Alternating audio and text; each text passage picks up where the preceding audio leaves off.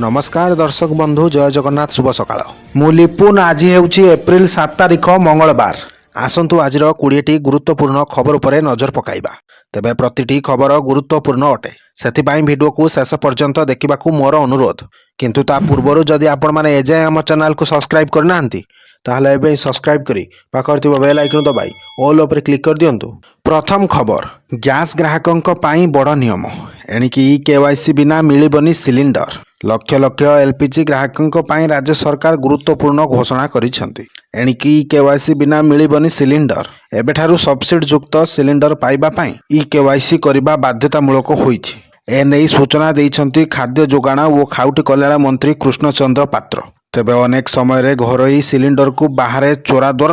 व्यावसायिक कार्य व्यवहार करा जाउछि तेबे ई केवाईसी हेले एहा उपरे रोक लागिबो जड़े व्यक्ति नाम एकाधिक गैस कनेक्शन किंबा मृत व्यक्ति नाम चलुवा गैस संजोग करने को बंद करा जो माने प्रकृत में सब्सिडी पाइबा योग्य से पाखरे जेपरी सुविधा पहुँचबो ताहा सुनिश्चित करा एसत बजार में खोलाखोली भाव बिक्री होउथिबा 1 केजी और 5 केजी एलपीजी सिलिंडर उपरे संपूर्ण कटकणा लगा जाउछि। परवर्ती खबर छात्र छात्री